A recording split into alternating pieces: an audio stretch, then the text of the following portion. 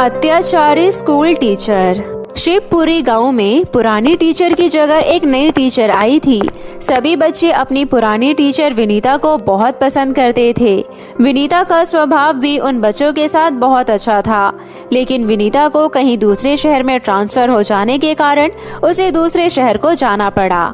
नई टीचर का पहला दिन था। सभी बच्चे लाइन लगाकर खड़े थे। तभी नई टीचर अपना परिचय देते हुए कहती है, बच्चों तो मेरा नाम है कनिका। सभी बच्चे कनिका का नाम दोहराते हुए बोलते हैं। उनमें से एक बच्ची आरती सही से नाम नहीं ले पा रही थी। तभी टीचर आरती को अपने पास बुलाती है और उससे कहती है, ए लड़की इधर आ, क्या नाम बोली तू मेरा? तनिका। आरती के ऐसा कहते ही क्लास के सारे बच्चे जोर जोर से हंसने लगते हैं। ये देख कनिका को बहुत गुस्सा आता है और वो डंडे से आरती के हाथों पर पिटाई करती है। आरती रोने लगती है।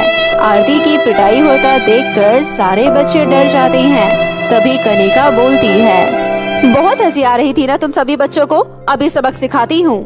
कनिका सभी बच्चों को डंडे से खूब पिटाई करती है। सभी बच्चों का रो रो कर बुरा हाल हो गया था। तभी कनिका कहती है, कान खोलकर सुन लो तुम लोग, अगर किसी बच्चे ने भी घर जाकर माता पिता से ये बताया कि आज स्कूल में पिटाई हुई है तो फिर मुझसे बुरा कोई नहीं होगा। समझ में आए तुम लोगों को? कनिका के गुस्से भरी आंखों को देखकर सभी बच्चे डर जाते हैं और कुछ बच्चे कांपने लग जाते हैं। घर जाकर किसी भी बच्चे ने स्कूल में पिटाई की बात अपने घर वालों से नहीं बताते हैं। ऐसे ही कुछ दिन बीत जाते हैं और फिर एक दिन कनिका बच्चों से कहती है, कान खोलकर सुन लो सभी बच्चे, कल सभी अपने अपने घरों से 30 रुपया लेकर स्कूल आना। जो बच्चे पैसे लेकर नहीं आएंगे उनकी क्या हालत होगी तुम्हें कल पता चल जाएगा।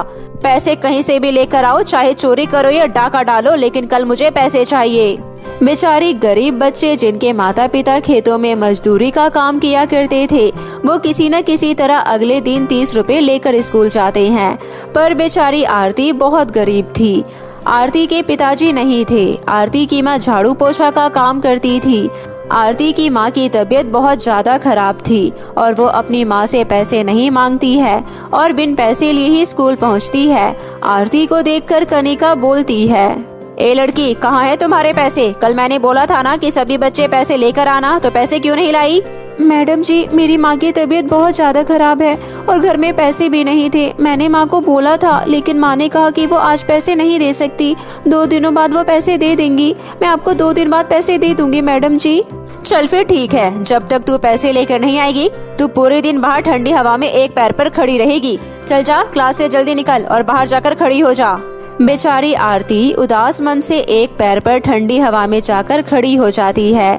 आरती को एक पैर पर खड़ा देख चपरासी को उस पर दया आ जाती है और वो कनिका के पास जाकर कहता है, मैडम जी, बेचारी छोटी बच्ची है, माफ कर दो, 2 दिनों बाद पैसे लाकर दे देगी। तुझे ज्यादा तरस आ रहा है? करूँ क्या तेरे खिलाफ शिकायत? मैं चाहूँ तो तुझे भी अभी स्कूल से निकलवा सकती हूँ। बोल, अभी सरपंच जी को जाकर बोलूँ कि तू स्कूल के बच्चों पे अत्याचार करता है और ठीक से काम भी नहीं करता। तू ठहरा अंगूठा छाप, तेरी बात कोई नहीं मानेगा और मैं पढ़ी लिखी टीचर हूँ तो मेरी बात सब मानेंगे।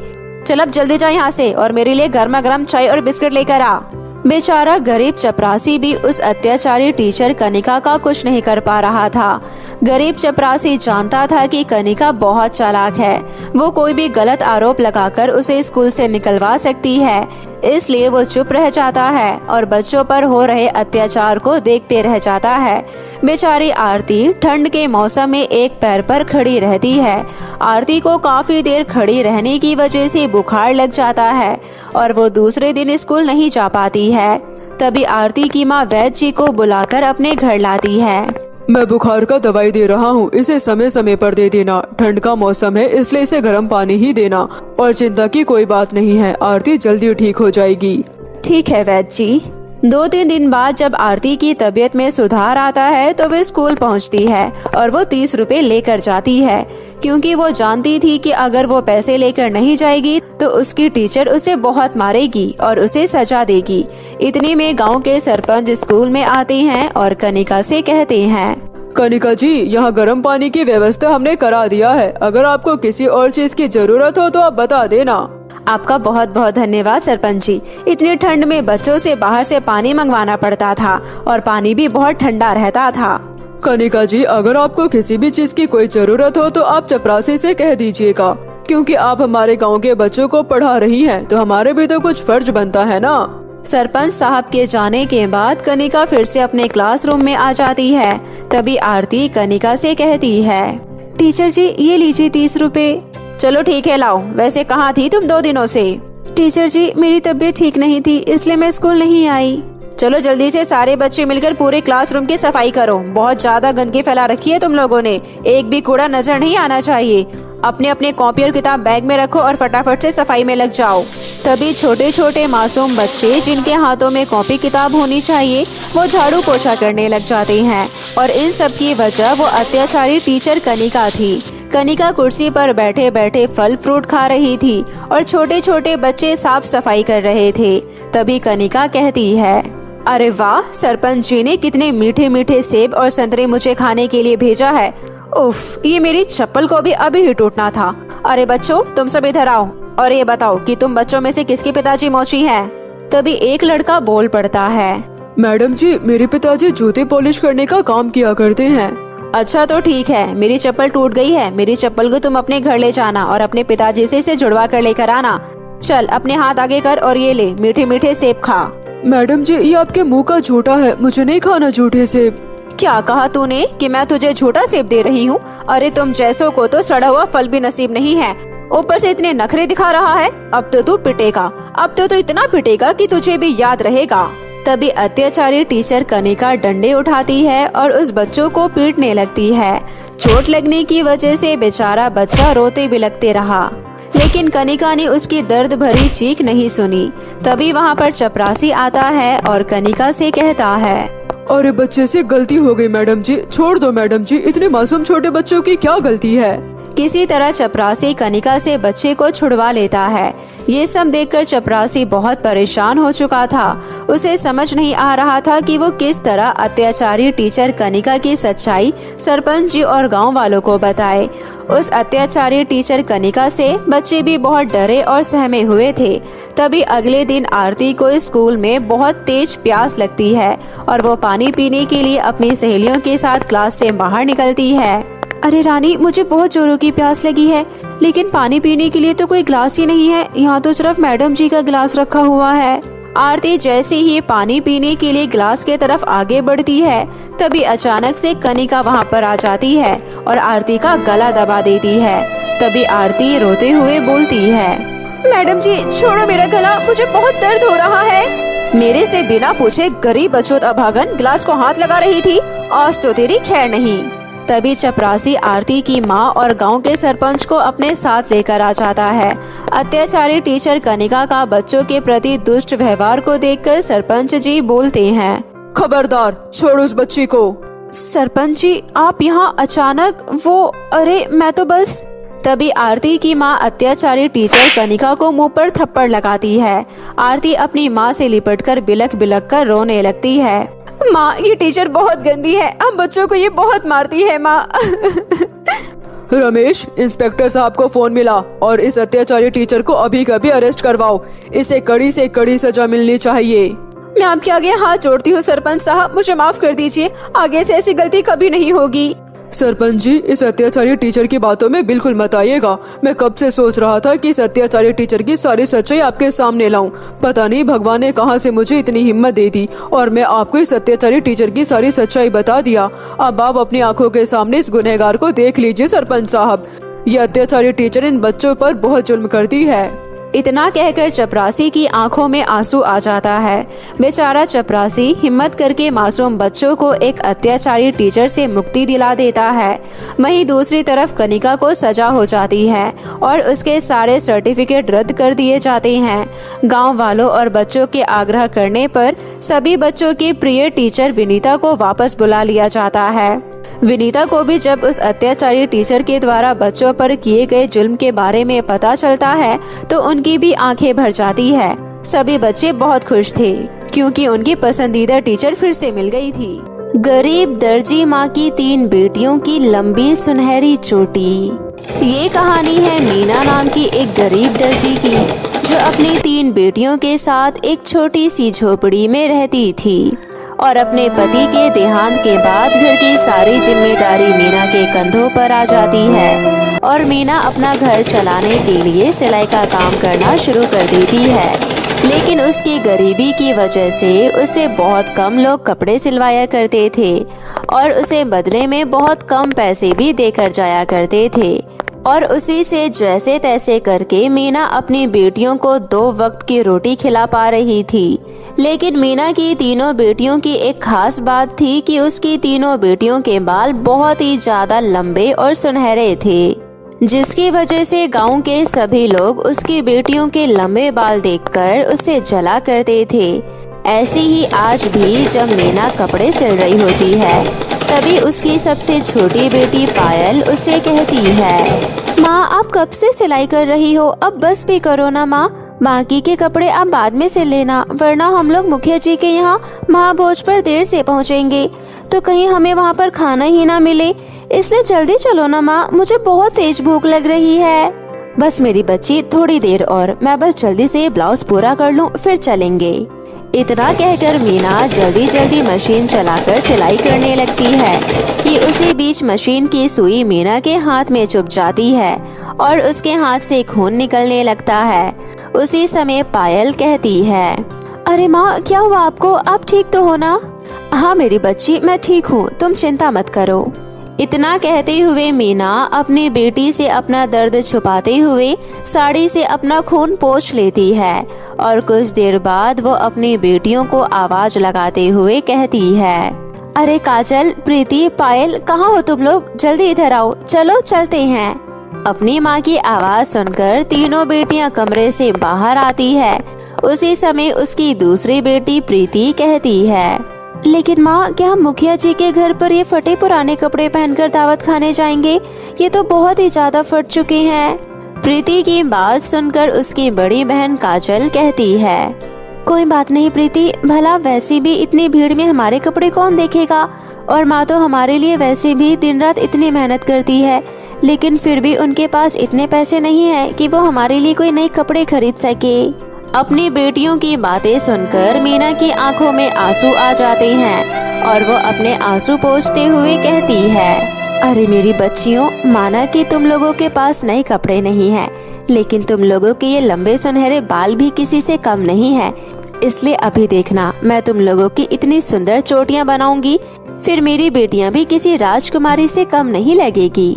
इतना कहकर मीना अपनी तीनों बेटियों की सुंदर सुंदर चोटी बनाती है और कहती है, अब देखो मेरी तीनों बेटियां कितनी सुंदर लग रही है अपनी इन लंबी चोटियों के साथ, और भला पूरे गांव में मेरी बेटियों की जैसी लंबी चोटी क्या किसी की है। इतना कहकर मीना अपनी तीनों बेटियों को लेकर मुखिया जी के यहाँ चल रहे दावत पर जाती है और दावत में तरह तरह के पकवान देखकर मीना की तीनों बेटियां बहुत ज्यादा खुश हो जाती है, क्योंकि उन्होंने कभी भी इतना स्वादिष्ट खाना नहीं खाया होता है। उसी समय उसकी छोटी बेटी पायल कहती है, प्रीति दीदी देखो तो यहाँ पर कितना सारा स्वादिष्ट स्वादिष्ट खाना रखा हुआ है, मैं तो आज पेट भर के खाऊंगी। इतना कहकर वो तीनों बहनें जैसे ही प्लेट उठाने जाती है उसी समय मुखिया वहाँ पर आता है और उसकी बड़ी बेटी की चोटी खींचते हुए कहता है, अरे तुम मनहूसों को किसने कहा मेरी दावत में आने के लिए, बड़ी आई मेरे घर में दावत खाने वाली। मुखिया काका छोड़ दीजिए मेरी बहन को। इतना सुनकर मुखिया मीना की बड़ी बेटी की चोटी खींचते हुए उसे घर से बाहर निकालने लगता है कि तभी मीना आंखों में आंसू लिए कहती है, अरे मुखिया जी ये आप क्या कर रहे हैं, छोड़िए मेरी बच्ची के बाल को। अरे आपको जरा सी भी दया नहीं आई इन मासूम बच्चियों के बालों को खींचते हुए। अच्छा तो इन मनहूस बच्चियों के साथ साथ उसकी माँ भी यहाँ आई है, तभी तो मैं कहूँ कि इन 2 कोड़ी की बच्चियों में इतनी हिम्मत कहाँ से आई कि मेरे घर में घुस गई। बस करिए मुखिया जी, पहली बात तो ये कि मेरी बेटियां मनहूस नहीं है, तो आप इन्हें बार बार मनहूस कहना बंद करिए। और रही बात आपके घर में घुसने की, तो आपने इस दावत पर पूरे गांव को न्योता दिया था, तो हमें लगा शायद हम भी इस गांव का हिस्सा है, बस इसी वजह से हम भी इस दावत में आ गए। अरे हाँ क्यों नहीं, मेरा दिमाग खराब है ना, जो मैं तुझ जैसे गरीब दर्जी को अपने घर के दावत पर न्योता दूंगा। और मैं तुझे क्या कह रहा हूँ, तू तो खुद अपनी बच्चियों की तरह मनहूस है, तभी तो अपने पति को जीते जी खा गई। मुखिया के ऐसे तानों को सुनकर मीना की आंखों से पानी की तरह आंसू छलकने लगते हैं, लेकिन वो कर भी क्या सकती थी, क्योंकि लोगों का तो काम ही है किसी गरीब को नीचा दिखाना। और इसी वजह से मीना अपनी तीनों बेटियों को लेकर घर आ जाती है। और रात में अपनी तीनों बेटियों के सो जाने के बाद मीना के दिमाग में मुखिया की बोली हुई वो कड़वी बातें घूम रही होती है, और वो यही सोच सोच कर पूरी रात आंखों से आंसू बहा रही होती है और कहती है, मुकेश जी, आप मुझे क्यों छोड़कर चले गए? आपके जाने के बाद मुझ पर और मेरी बच्चियों पर इन गांव वालों ने ना जाने कितने ताने मारे होंगे, और मुझ गरीब दर्जे की कोख से जन्म लेकर मेरी इन मासूम बच्चियों को भी दुख भोगना पड़ रहा है। मैं इनके लिए कुछ नहीं कर पाती। ऐसे ही कुछ ही देर में सुबह हो जाती है और मीना अपनी बड़ी बेटी से कहती है, अरे काजल बेटी, तुम जाओ जल्दी से नदी पर से पानी भर कर लाओ, मैं जब तक खाने के लिए कुछ बना देती हूँ। ठीक है माँ। इतना कहकर काजल जैसे ही नदी पर पानी भरने जाती है, तभी उसके लंबे बालों को देखकर सुनैना नाम की एक लड़की काजल से जलने लगती है और मन ही मन कहती है, पता नहीं इस गरीब दर्जी की बेटियों के बाल इतने लंबे कैसे हो गए हैं, लेकिन कोई बात नहीं, इसे तो मैं अभी सबक सिखाती हूँ। अरे तो इस नदी से पानी नहीं भर सकती है। लेकिन क्यों सुनैना दीदी, गांव के सभी लोग तो यहीं से पानी भरते हैं ना, तो मैं क्यों नहीं भर सकती हूँ? अच्छा, तो अब तो जैसे गरीब दर्जी की बेटी मुझसे जुबान लड़ाएगी, रुक जा, अभी बताती हूँ तुझे। इतना कहकर सुनैना जैसे ही काजल के बालों को खींचने जाती है, वैसे ही उसका पैर फिसल जाता है और वो नदी में गिर जाती है और जोर जोर से चिल्लाने लगती है, अरे अरे कोई बचाओ मुझे, मैं डूब रही हूँ, मुझे तैरना नहीं आता है। आप चिंता मत करिए सुनैना दीदी, मैं अभी आपकी मदद करती हूँ। इतना कहकर काजल अपनी लंबी चोटी को नदी के अंदर फेंकती है और कहती है, सुनिए सुनैना दीदी, आप मेरी चोटी को पकड़कर बाहर आ जाइए। इतना सुनकर सुनैना काजल की लंबी चोटी को पकड़कर नदी से बाहर आ जाती है, और इस तरह मीना की बेटियों को जब भी मौका मिलता था तो वो गांव वालों की इसी तरह मदद करती थी। लेकिन फिर भी गांव वाले उन लोगों को बुरा भला कहते थे। ऐसे ही एक दिन जब मीना कपड़े सिल रही होती है, तभी अचानक से उसकी मशीन चलते चलते खराब हो जाती है और वो कहती है, हे भगवान, ये क्या हो गया? अचानक से ये मशीन कैसे रुक गई? कहीं ये खराब तो नहीं हो गई? अरे इसी के सहारे तो मैं अपनी बेटियों को 2 वक्त की रोटी खिला पा रही थी, अब ऐसे में मैं क्या करूँगी? और इस तरह सिलाई मशीन खराब होने की वजह से मीना के घर के हालात दिन पर दिन और भी खराब होते जा रहे थे, और अपनी गरीबी की वजह से वो अपनी बेटियों को पानी पिलाकर ही दिन काट रही होती है। लेकिन फिर भी गांव वालों को उन लोगों पर जरा भी तरस नहीं आता। तभी एक दिन उस गांव में एक अनाउंसमेंट होता है, सुनिए सुनिए, मेरी बात ध्यान से सुनिए। 2 दिन बाद इस गांव में एक कंपटीशन होने जा रहा है, जिसमें जिसके भी बाल सबसे ज्यादा लंबे होंगे वो ये कंपटीशन जीत जाएगा, और जीतने वाले प्रतियोगिता को 10 लाख रुपए का इनाम दिया जाएगा। मीना की बेटियां ये अनाउंसमेंट सुनकर बहुत ज्यादा खुश हो जाती है और घर आकर अपनी माँ से कहती है, माँ, आपने सुना हमारे गांव में एक कंपटीशन होने वाला है, जिसमें जीतने वाले प्रतियोगिता को 10 लाख रुपए इनाम दिया जाएगा। फिर तो माँ, हम भी इस कंपटीशन में भाग ले सकते हैं, और जीतने पर हमें जो पैसे मिलेंगे उससे हम आपके लिए एक नई सिलाई मशीन और एक सुंदर सा बुटीक खोलेंगे। फिर हमारे भी सारे दुख दूर हो जाएंगे। लेकिन दीदी, सिर्फ लंबे बाल होने से बात नहीं बनेगी, इसके लिए हमारे पास सुंदर कपड़े भी होने चाहिए। तुम उसकी चिंता मत करो मेरी बच्चियों, मैं बनाऊंगी तुम लोगों के लिए नए कपड़े। इतना कहकर मीना अपनी सिलाई मशीन को जैसे तैसे चलाकर बचे हुए कपड़ों को जोड़ जोड़ कर अपनी बेटियों के लिए नए कपड़े बनाती है, और वही कपड़े पहनकर उसकी बेटियां कंपटीशन में पार्टिसिपेट करती है, और अपनी लंबी चोटियों को लहराते हुए वो सभी का दिल जीत लेती है, और ये कंपटीशन जीत जाती है। और उन्हें 10 लाख रुपए का इनाम लेता देख गांव वालों को भी अपनी गलती का एहसास हो जाता है, और उन लोगों की सोच भी मीना की बेटियों के प्रति बदलने लगती है। और इस तरह मिले हुए पैसों की मदद से मीना अपना एक बड़ा सा बुटीक खोलती है, और अपनी छोटी सी झोपड़ी को एक पक्के मकान में बदल लेती है, जिसके बाद उनकी जिंदगी में किसी तरह की कोई तकलीफ नहीं होती है और वो लोग अपनी माँ के साथ खुशी खुशी अपना जीवन व्यतीत करने लगते हैं। गर्मी में गरीब का जादुई घास घर। एक गांव में महेश अपनी पत्नी नीलिमा और अपनी बेटी काजल के साथ एक छोटे से घर में रहा करता था। महेश उस गांव में सबसे गरीब था, इसलिए वो अपने परिवार का पेट पालने के लिए जंगल से लकड़ियां काटकर बाजार में बेचा करता था, जिससे कि वो अपने परिवार को 2 वक्त की रोटी खिला पाता था। ऐसे ही इस बार गांव में बहुत ज्यादा गर्मी पड़ रही थी, जिसकी वजह से गांव के सभी लोगों की हालत बहुत ज्यादा खराब हो गई थी। और ज्यादा गर्मी पड़ने की वजह से एक दिन महेश के घर की छत टूटकर नीचे गिर जाती है और ये सब देखकर महेश और उसकी पत्नी नीलिमा बहुत ज्यादा परेशान हो जाते हैं, क्योंकि छत गिरने की वजह से उनके घर में बहुत तेज धूप आने लगती है और इतनी तेज धूप में महेश के परिवार वालों का घर में बैठना भी दुश्वार हो रहा था। इसलिए एक दिन नीलिमा महेश से कहती है, सुनिए जी, आप कुछ करते क्यों नहीं? हम भला कब तक ऐसे तेज धूप में बैठे रहेंगे? मुझसे तो अब ये गर्मी और बर्दाश्त ही नहीं हो रही। हाँ पिताजी, मुझसे भी इस गर्मी में और बैठा नहीं जा रहा, मुझे चक्कर आ रहे हैं। अब तो हम लोगों के पास सिर्फ एक ही रास्ता है, हम लोगों को मिलकर फिर से ये छत बनानी होगी। पर हम कब तक ऐसे कच्चे मिट्टी की छत बनाते रहेंगे? वो हमेशा ऐसी ही हर महीने में टूटकर गिरती रहती है, तो भला हम कब तक ऐसे मिट्टी के छत बनाते रहेंगे? तो तुम ही बताओ नीलिमा, हम क्या कर सकते हैं? हमारे पास इसके अलावा और कोई जरिया भी तो नहीं है और ना हमारे पास इतने पैसे हैं कि हम अपना नया घर बनवा सके। पिताजी, आपको पता है मेरे दोस्त अंजलि के पिताजी ने घास का घर बनाया है और वो सब उसमें आराम से रहते हैं और उसके पिताजी ने घास के एक घर को तो किराए पर भी चढ़ा दिया है। इससे उन लोगों की अच्छी कमाई भी हो जाती है।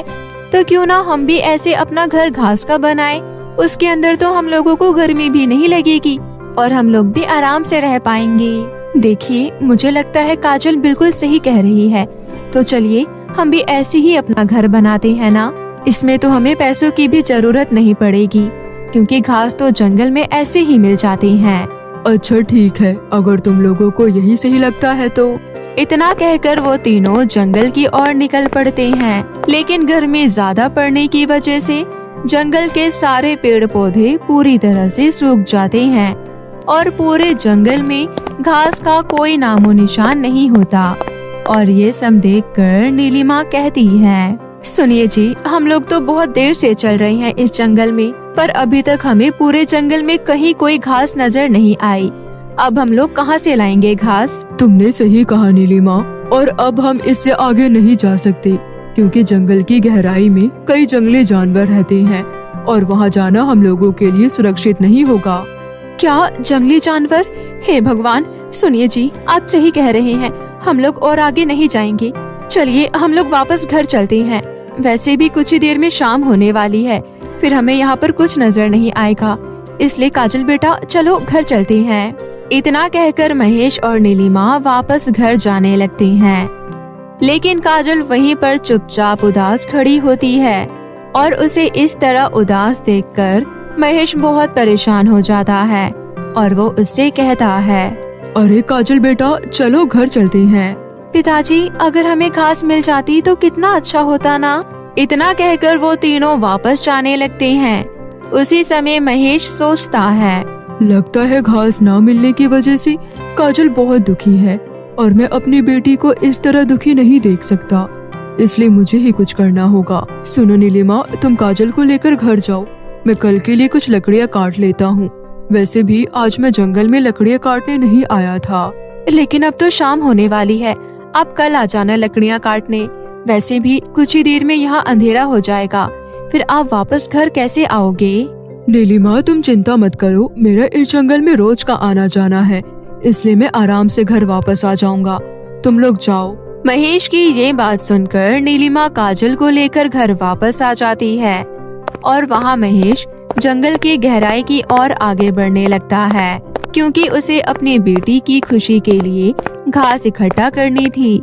लेकिन उसे फिर भी दूर दूर तक कहीं भी कोई घास नजर नहीं आती और महेश डरते हुए जंगल की गहराई के अंदर बढ़ता जाता है। अरे, मैं जंगल के इतने अंदर तक आ गया, लेकिन मुझे फिर भी अभी तक कहीं पर कोई घास नजर नहीं आई।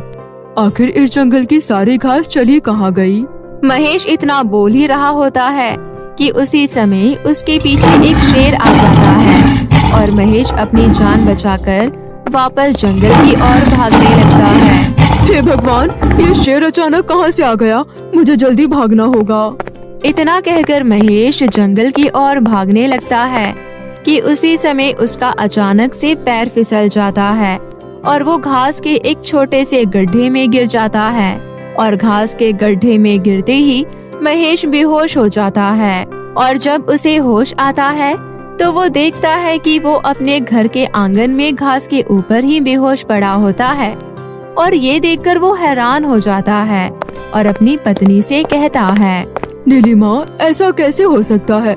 मैं तो अभी उस जंगल में था और ये घास ये यहाँ कैसे आ गई? लेकिन पिताजी, इतनी सी घास से हम भला अपना घर कैसे बना पाएंगे? काजल बेटा, अभी तुम्हारे पिताजी बहुत थके हुए लग रहे हैं। हम इस बारे में कल बात करेंगे। चलो चलकर सो जाते हैं। इतना कहकर वो तीनों अंदर सोने चले जाते हैं और कुछ ही समय में सुबह हो जाती है। और जब वो तीनों बाहर आकर अपने आंगन में देखते हैं तो वो थोड़ी सी घास पूरे आंगन में फैल जाती है और ये देखकर उन तीनों के होश उड़ जाते हैं। अरे नीलिमा, ये हमारे आंगन में अचानक से इतनी सारी घास कहाँ से आ गई? आखिर ये हो क्या रहा है? महेश के इतना कहते ही अचानक से उस घास में से एक आवाज आती है, महेश, तुम्हें परेशान होने की जरूरत नहीं है। मैं एक जादुई घास हूँ, इसलिए तुम अब इस घास से अपने कई सारे घर बना सकते हो, क्योंकि मैं कभी खत्म नहीं होंगी और ना कभी मुरझाऊंगी। इसलिए तुम अब बड़े आराम से अपने लिए घास के घर बना सकते हो। उस जादुई घास की बात सुनकर वो तीनों बहुत खुश हो जाती हैं और फटाफट से मिलकर वो तीनों घास के सुंदर सुंदर कई सारे घर बना लेते हैं। और उनके घास के घरों को देखकर गांव वाले हैरान हो जाते हैं और वो महेश से कहते हैं, अरे महेश, ये तुमने इतने अच्छे घास के घर कैसे बनाए? ये तो दिखने में भी बहुत ज्यादा सुंदर लग रहे हैं। हाँ हाँ, सच में ये घर तो बहुत ही ज्यादा सुंदर है। सुनिए महेश भाई, क्या आप हमें अपना एक घर किराए पर देंगे? इसके बदले हम आपको कुछ पैसे देंगे, इससे आपकी अच्छी कमाई भी हो जाएगी। हाँ हाँ महेश भाई, मुझे भी एक घर किराए पर दीजिए ना रहने के लिए। अच्छा ठीक है, आप लोग इस घर में रह सकते हो। इतना कहकर महेश अपने कई जादुई घास के घर गांव वालों को किराए पर दे देता है, जिसके बाद महेश की अच्छी खासी कमाई होने लगती है। और ऐसे ही कुछ दिनों में महेश अपने घास के घरों को पूरे गांव में फैला देता है और गांव के कई लोगों को घर किराए पर देने लगता है, जिससे महेश धीरे धीरे उस गांव का सबसे अमीर आदमी बन जाता है। और इस तरह महेश अपने परिवार के साथ बड़े ही आराम से अपना जीवन बिताने लगता है और उनकी जिंदगी में किसी तरह की कोई तकलीफ नहीं होती और वो लोग खुशी खुशी अपने जादुई घास के घर में रहने लगते हैं।